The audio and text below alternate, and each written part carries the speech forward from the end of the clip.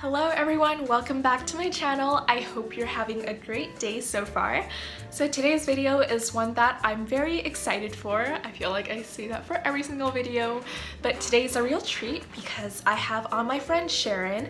She is a life coach and she is Korean American and she owns a podcast called the Millennial Life School, which is such a good listen. She offers so much value in every single episode. And today we're going to be touching on a very important topic of self-love.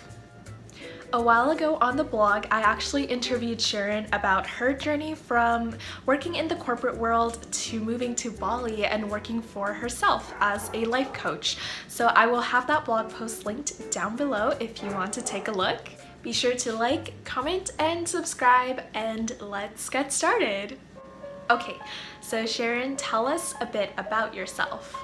Hi, thank you so much for having me. This is such an honor. I'm Sharon Kilonhan. I'm a life coach and the host of the Millennial Life School podcast. And I'm so happy to be here and I'm so excited to have this conversation. What are your top 5 tips for finding and flourishing in self-love? So tip number 1 is to be really mindful of the words that you use to describe yourself. So the words that you use have so much power. So if you start to use on a consistent basis a really negative term to describe yourself, then essentially you're putting a label on yourself in a really negative way. So let's say you catch yourself using the word stupid to describe yourself a lot. Try, instead of using the word stupid, switch that word up and say, instead of saying, oh, I'm so stupid, say, I'm still learning.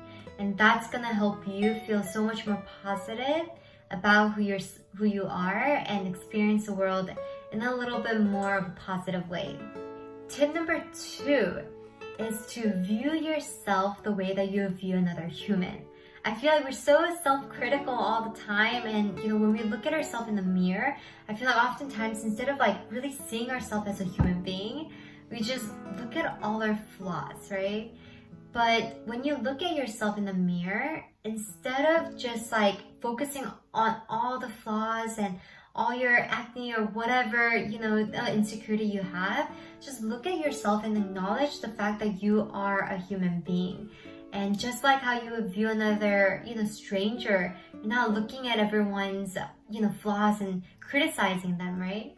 So don't be so critical. Look at yourself as if you would look at another human being. I think that's so true, how we're most critical of ourselves. And something I've been trying lately is whenever I have a problem or whenever I'm tempted to just blame myself for everything, I really take a step back and see that problem from another perspective. Say if a friend approached me with this problem, what advice would I give them? And instead try to see it that way instead of just beating down on myself. Tip number 3 is to know that your weaknesses are the very thing that helps you connect with other people.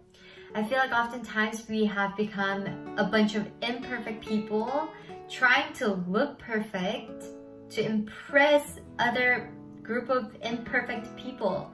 But when we all acknowledge that we're all imperfect and we all have our weaknesses and we actually show our weaknesses instead of trying to be so perfect, I think everyone's able to really connect with other people better. And I feel like in this world, a huge problem is loneliness. But I think a lot of people feel lonely because they just feel like they can't relate or there's no one who can relate to them. But once you open up and you are vulnerable, I think that's the thing that actually makes you attractive. It makes other people feel much more safe around you. And it'll actually help you have better connections with other people.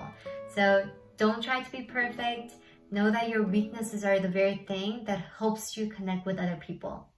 Before we continue, I want to give a quick shout out to the clothing brand Aster Scott for sending over this cute sweatshirt and also these ripped denim joggers. So for this sweatshirt, I actually added on my own duck cherry blossom pin just to add a pop of color and also to add a little design. But yeah, thank you for sending these over. I'll link them down below so you can go check them out. They have cute, affordable clothing. tip number 4 is to know that everyone's running their own race. I feel like oftentimes you can get so caught up in trying to look at another person and comparing yourself and being like, oh my god, like we're the same age and why is this person so much more ahead? But what you have to realize is that everyone has their own timing and everyone has their own race. It's not like we're all running the same race together and we're all competing against each other. But everyone's life path looks different. Everyone has different obstacles that they have to go through. Everyone has different little curves and hills that they have to climb over. And just acknowledge that your race is different from another person's race. So don't compare yourself with another person. Don't compare your journey with another person's race, because that person has their own journey, own path, but you're not on that person's path. You're on your own path. So run your own race. Don't look left and right. Alright, now final tip. Tip number 5 is to be your own number 1 cheerleader. I feel like oftentimes we're so good at cheering our friends, our best friends up, and we're like, oh my god, no, you got this. No, don't be discouraged. You know, you're so wonderful. But do that to yourself. Be your number 1 cheerleader. In whatever situation, tell yourself, you got this, you can, and you will, and I believe in you. So yeah, I hope this is helpful. These are top 5 self-love tips from a life coach. I hope you guys are able to really implement this in your own life. Those were amazing tips. Thank you so much, Sharon. And what are your final advice or tips for everyone who's watching? Awesome. Karen, thank you so much for having me. This was so much fun. And I guess final advice that I would like to leave your audience is to really just know yourself and walk in it. I think self-awareness is so key to really being able to love yourself and to accept yourself. So knowing who you are, knowing your strengths, your weaknesses, what makes you unique, I think is so key, because there's only one you, and who you are is such a gift to the world.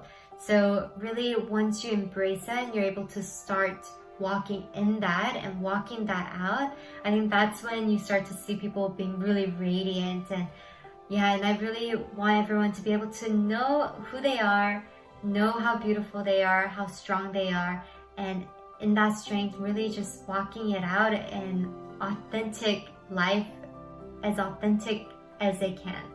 So yeah, thank you so much, Karen. This was so much fun. It's such an honor to be here, and I hope this was helpful. Thank you again, Sharon. So for everyone who's watching right now, I just want to remind you that self-love isn't an overnight process.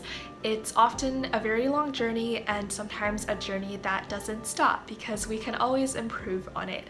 So I encourage you to take 1 or 2 tips from this video which resonates with you most and start applying it in your life and see what difference that makes for you.